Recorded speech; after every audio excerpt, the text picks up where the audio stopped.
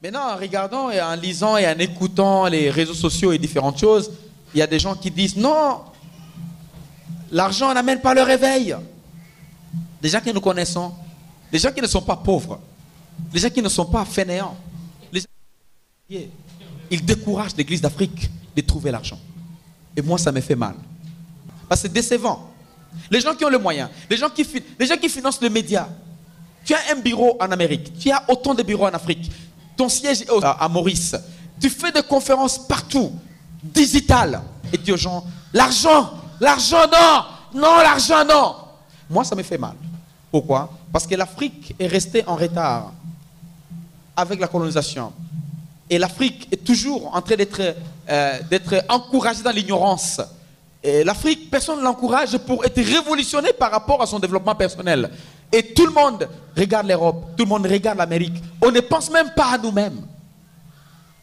Toutes les bonnes choses doivent venir de l'Europe, de l'Amérique. C'est comme si en Afrique, il n'y a rien. Pourtant, l'Afrique, c'est le berceau de l'humanité. Même les historiens parlent de ça. Pourtant, l'Afrique, il y a tout. C'est un marché où tout le monde vient pour acheter et partir. Sauf l'Africain lui-même ne connaît même pas ce qu'il est. Et l'Église ne dit rien. L'Église aide aussi les Africains à rester dans la boue, à rester dans l'ignorance, à rester dans la couverture. Et on ne sait pas, on attend quoi. Pourtant, l'Afrique a aidé Jésus. S'il y a l'évangile aujourd'hui, ce n'est pas parce qu'il y a l'Europe, ce n'est pas parce qu'il y a l'Amérique, c'est parce qu'il y a l'Afrique.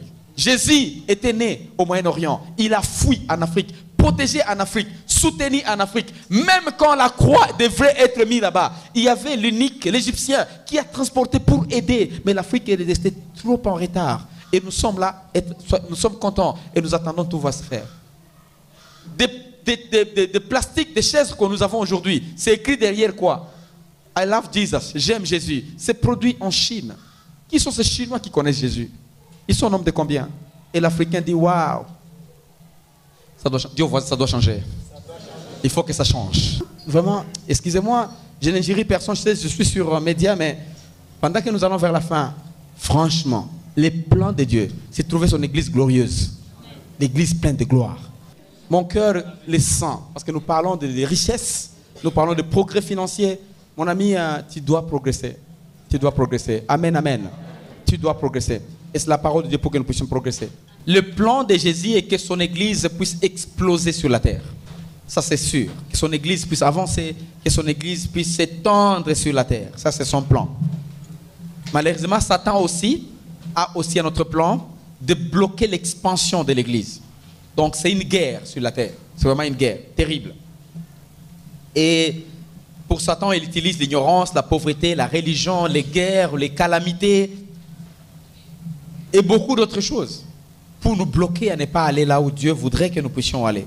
Et voilà pourquoi nous devons prendre ces séries comme ça. On prend de telles séries, on en parle en profondeur pour révolutionner nos vies.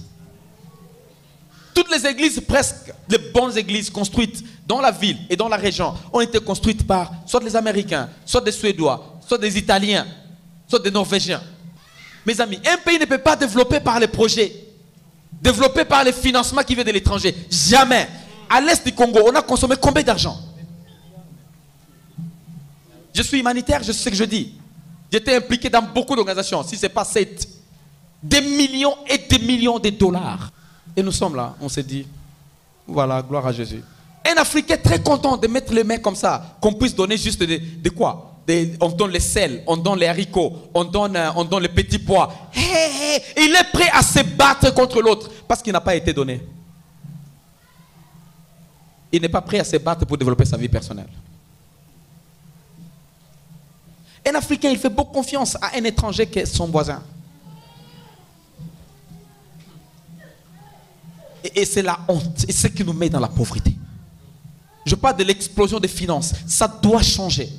Et ça ne change pas, c'est votre problème.